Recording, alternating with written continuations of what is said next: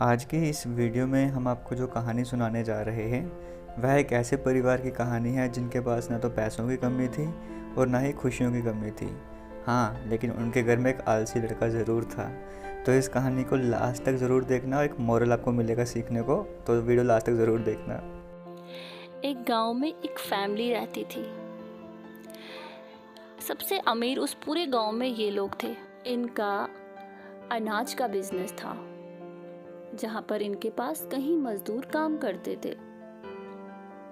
इसके पिता सुबह रोज उठ के पहले मंदिर जाते, फिर खेतों में जाते और फिर शाम को अपने मजदूरों से मिलते। बहुत अच्छे से इनकी जिंदगी चल रही थी।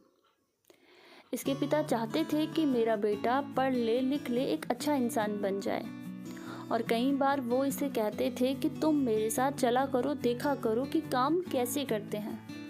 लेकिन इस लड़की का कहना था कि हमारे पास सब कुछ है, नौकर हैं, हमारे पास इतना पैसा है, हमें क्या ज़रूरत है काम करने की।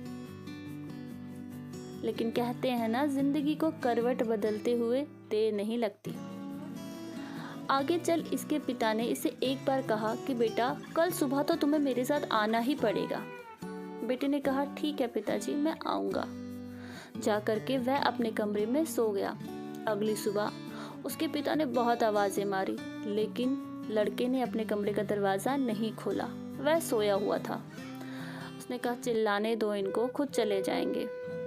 उसके पिताजी अपने काम पर चले गए। बहुत दुखी थे वो, मगर उसे बिगाड़ा भी इनके लाड ने ही था, क्योंकि उसके लिए सब कुछ अवेलेबल था, तो वो क्यों काम करता। उन्होंने कभी इस पे मुसीबत आने ही नहीं दी। एक बार की बात है, इसके पिता बहुत ज़्यादा बीमार हो गए। इतने बीमार कि वो इस दुनिया से चले गए। कुछ समय तक तो सब कुछ ठीक रहा, लेकिन आगे चलकर इनके घर पर मुसीबत आ गई। धीरे धीरे सारा पैसा खत्म होने लगा। बिजनेस में भी काफ़ी लॉस होने लगा। इसकी माँ काफ़ी परेशान थी। इतनी परेशान थी कि धीरे धीरे उसकी भी तबीयत खराब होने लगी। टेंशन से उसकी हालत खराब होने लगी कि मैं कैसे घर चलाऊंगी। धीरे धीरे सब नौकर चले गए, क्योंकि उसके पास उनको देने के लिए पैसे नहीं थे। सारा काम माँ खुद ही करने लगी, सब कुछ माँ खुद ही संभालने लगी। माँ ने अपने बेटे से कहा, बेटा तुम जा कर के देखो ये सब कुछ क्या हो रहा है।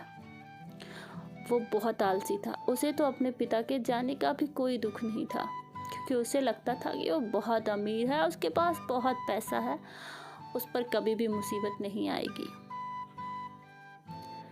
उसे पता चला कि उसके घर में बिल्कुल भी पैसे नहीं हैं। माँ बहुत बीमार है। जब उसने माँ की ऐसी हालत देखी तो उसने कोशिश की। वो गया, उसने जा कर के देखा, उसे कुछ समझ नहीं आया।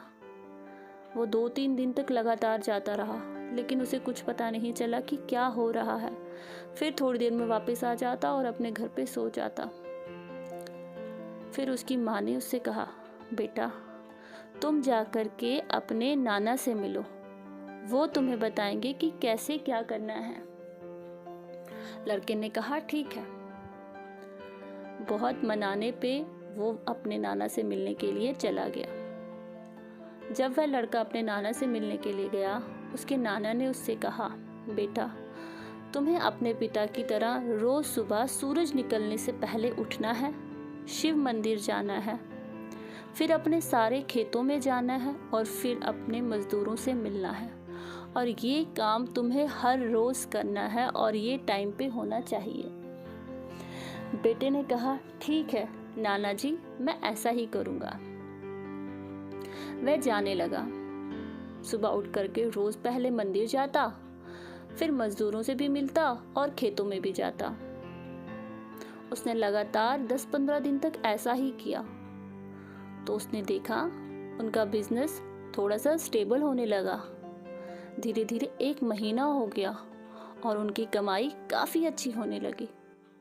मन ही मन वो परेशान था कि मैंने ऐसा क्या कर दिया, और उसे अब ये सब करना बहुत अच्छा लगने लगा। उसे ऐसा फील होता था कि हाँ मैं कुछ कर रहा हूँ।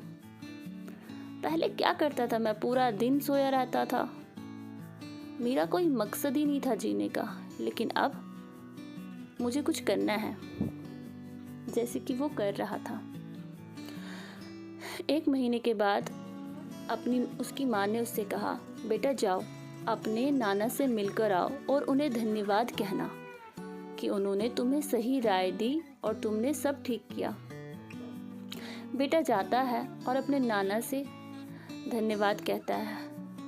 उसके नाना कहते हैं, बेटा मैंने तो कुछ नहीं किया, जो कुछ किया तुमने किया। लड़का परेशान हो जाता है कि मैंने क्या किया, मैंने तो कुछ भी नहीं किया। फिर उसके नाना कहते हैं, बेटा तुम्हारे पिता के जाने के बाद सबको पता था कि तुम बहुत आलसी हो। तुम तो आकर के चेक नहीं करोगे कौन क्या कर रहा है और कौन क्या कर रहा है, इसीलिए लोगों ने चोरी करना शुरू कर दिया था और इसीलिए तुम्हारे घर पे पैसा कम आने लगा था और तुम लोग घाटे में जा रहे थे। अब जब लोगों ने देखा कि तुम रोज़ सुबह उठते हो, मंदिर जाते हो, फिर खेतों में जाते हो और फिर रोज़ शाम को मज़दूरों से मिलते हो, मज़दूर डर गए। उन्होंने चोरी करनी बंद कर दी और धीरे धीरे सब ठीक हो गया। आज जो मैंने आपको कहानी सुनाई है, इस कहानी का ये मॉरल है कि हमें अपनी ज़िंदगी में प्रॉब्लम्स आने का इंतज़ार नहीं करना चाहिए। जब बहुत मुसीबतें आ जाएंगी तो तब हम हैंडल कर लेंगे, तब हम टैकल कर लेंगे, ऐसा नहीं होता। हमें पहले से ही अपने आप को इस लायक बनाना चाहिए कि हम हर प्रॉब्लम को सॉल्व कर सकें।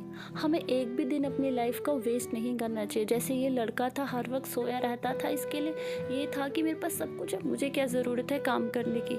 लेकिन जब इसके पिताजी की डेथ हो गई तो इस पर सारी मुसीबतें आ गई, इसकी माँ बीमार हो गई। अगर ये पहले से ही समझदार होता, अगर इसने पहले से ही कुछ सीखा होता तो शायद ये नौबत नहीं आती। और इसके साथ ही मैं आपको इस कहानी में ये भी बताना चाहूँगी कि जैसे हमारे देश में इस वक्त कोरोना चल रहा है, हम नहीं जानते कि कल हमें किसकी मौत की खबर आएगी। हमने पहले ही बहुत कुछ खो दिया है। अगर आप लोग चाहते हो कि आपकी फैमिली मेम्बर सेफ़ रहे, हम सब सेफ़ रहें, तो प्लीज़ घर से मत निकलिए, सैनिटाइज़र का यूज़ कीजिए, मास्क पहनिए, दूरी बनाए रखिए। अगर आप ये सब नहीं करेंगे तो आपको नहीं पता आप अपने किस प्यारे को खो देंगे और आपकी वजह से वो आगे किस किस को खोएंगे। तो ध्यान दीजिए, घर से बाहर मत निकलिए। जय हिंद, जय भारत।